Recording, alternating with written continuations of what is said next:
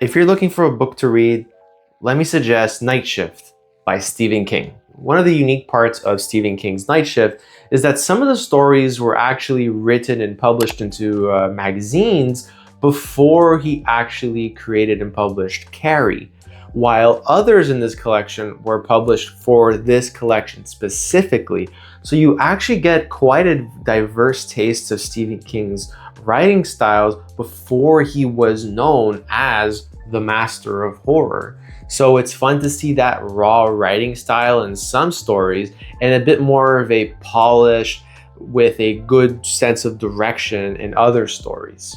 One of my favorite parts of Night Shift is that there are so many different genres that Stephen King writes about, and as a result, at least one or two of these stories is going to hit you. At least one or two of these stories is going to pique your interest. Are you into regular horror? Stephen King's got that. If you're looking for sci-fi, horror, mystery, Stephen King's got that. Are you looking for a human, powerful story that's gonna tug at your heartstrings because it's so relatable?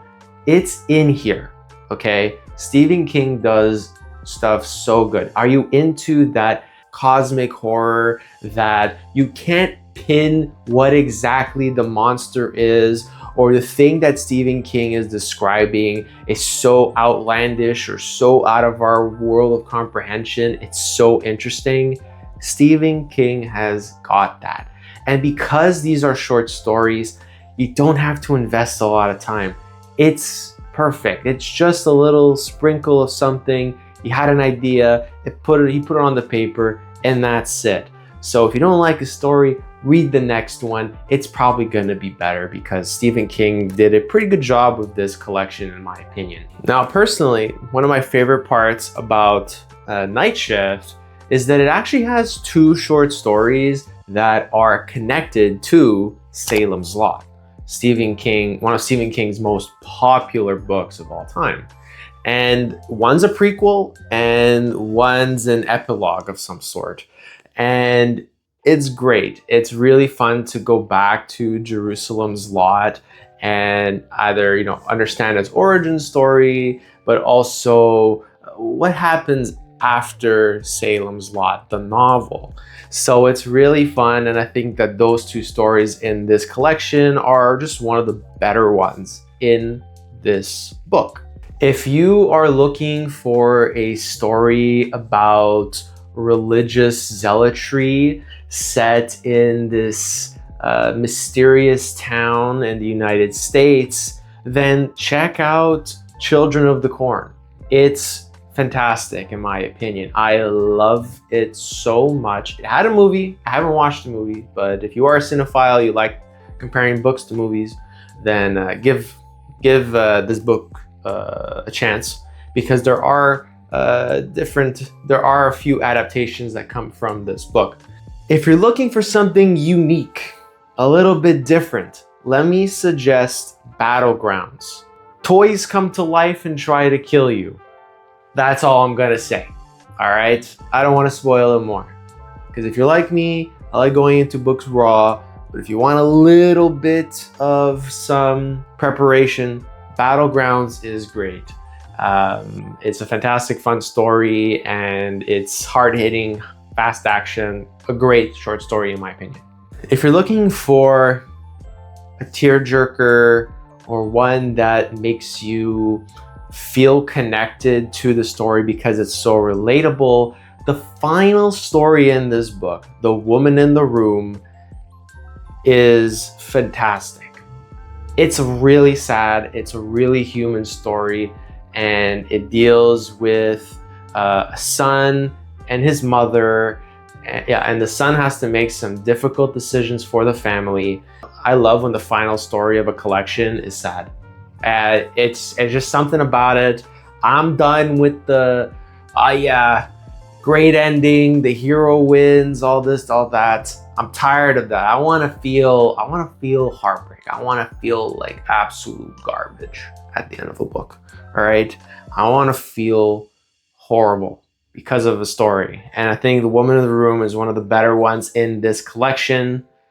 and it's a human story. It's not horror, it's a human story. It's sad, provocative in some ways, and 100% relatable. Ever thought about quitting smoking and cigarettes, or I guess nowadays vaping? Then Quitters Inc. is a very unique story by Stephen King that deals with a man's trials and tribulations in trying to quit smoking. Again, one of the better stories in this collections, and I think you'll like it for the plot twist in some ways at the end of it. It's really good, it's really fun.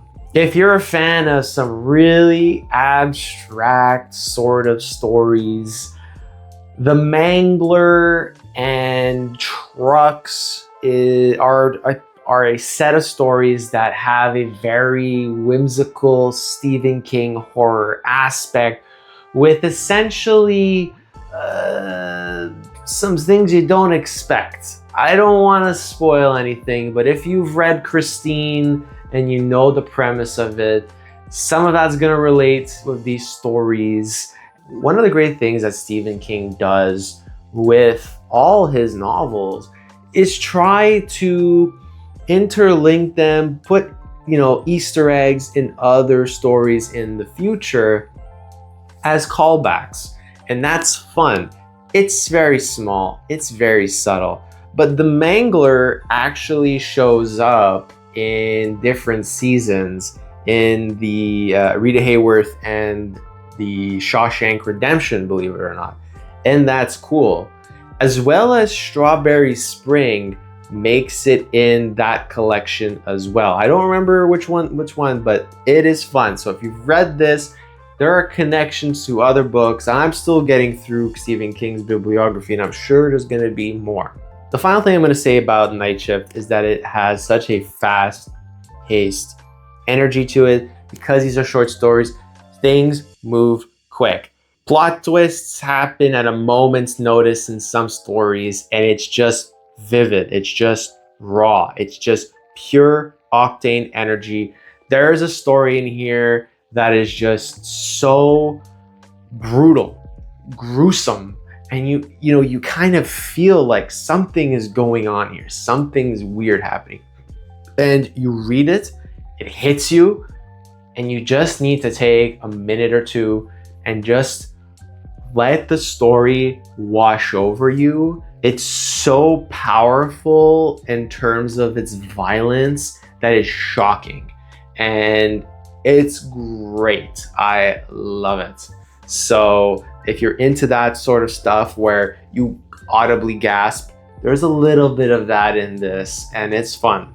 So let me know if you plan on reading Night Shift, or if you've already read Night Shift and you just wanted to watch this video.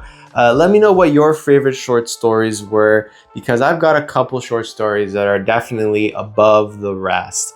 And if you have any comments, questions, book recommendations, please drop them below. I'm always going to put stuff on my reading list.